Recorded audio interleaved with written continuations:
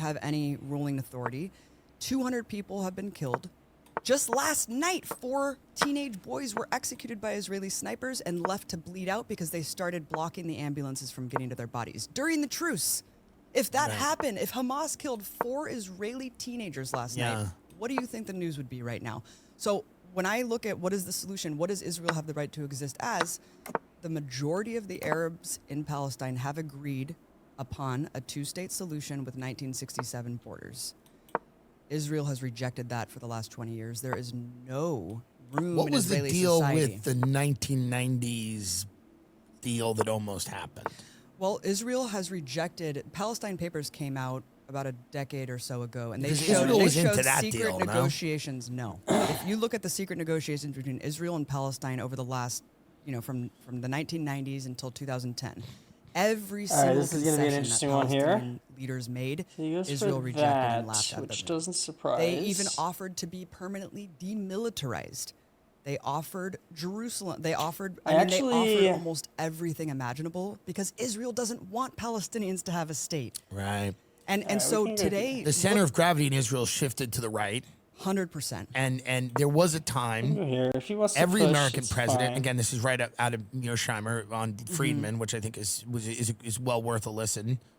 Every American president was saying we need a Palestinian state, we need 2 states from when I was a kid. But that idea has seemed to have gone out the window. There doesn't seem to be the political will for it. In the last 10, 20 years, I haven't heard it much. And Israel seems to not care about it as much. It's just Americans who are placated into this idea of a fantasy of inevitable peace through this 2-state solution diplomatic process that is false. It's a false hope.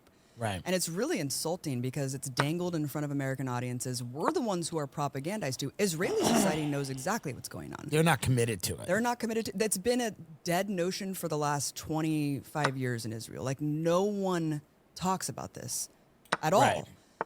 It's Americans who they want to propagandize to us. That's why you have Israeli authorities all the time going on American media, speaking English to us. That's why you have U.S. officials lying to our faces about what is going on, while Israeli politicians are openly inciting. Why is he doing that? Aspirations for Gaza, that they want to take over, raise Gaza to the ground. Right, we just keep taking here. Is Hamas they are the governing body of Gaza, I guess, de facto, right? Like they were elected. They get a lot of money from Qatar. They're funded by Qatar. They get hundreds of millions of dollars.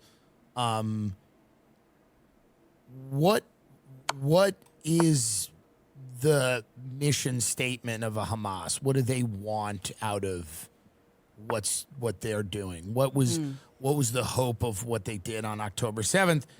Is it a pogrom? Is it to kill Jewish people? Is it to... It doesn't seem like Hamas is interested in having Israel be there at all. Would that be fair to say? Or is there a version... I mean, when we look at Hamas, is this do they have the best interests of Palestinians at heart? I think you have to look at... This is where the context does come into play because Hamas hasn't been around for that long. And when they were elected, they were the ones who pushed Israeli colonizers out of Gaza in 2005. So you have to look at the context of that election, which was the first and only election in the Gaza Strip.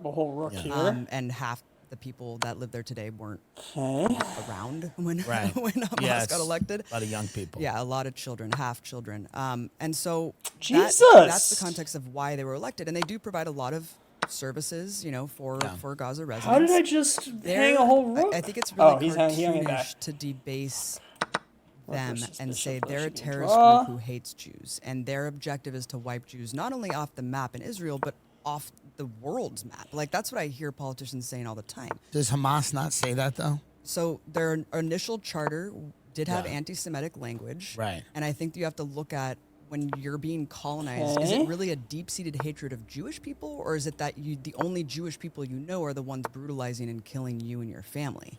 So when people slap a Star of David on their uniform and they're brutalizing and killing and occupying you, those are the only Jews you know. Is there anti-Semitism within Hamas? Probably. Is there anti-Semitism among Palestinians in Gaza?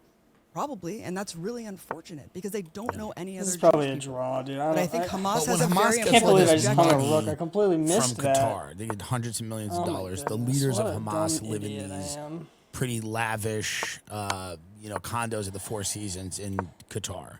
How is any of that money being used to help the lives Okay, of this is good. civilians Now in we- Gaza? Got him Well, I kind want to finish of. the point Yeah. before, on but back what do you rank at think the least. objective was on October 7th? I think that we've seen it with the hostage exchange and the prisoner exchange that just happened, the first round of it, is that they were trying to gain leverage. Yeah. And when they shoot rockets, they don't wake up one day and say, how many Jews can we kill today with indiscriminate rocket fire? No, it's usually in response to something heinous that's being done. For sure. Like the Al-Aqsa raid where you had 100 Rodney King beatings happening simultaneously of Right. worshipers during Ramadan. That shit's crazy, dude. No, you have these Holy shit, you I have just won. examples of Israeli Wow. aggression. Oh my god. You also No have way! Palestinian Blitz is terrorist slow! attacks. It doesn't seem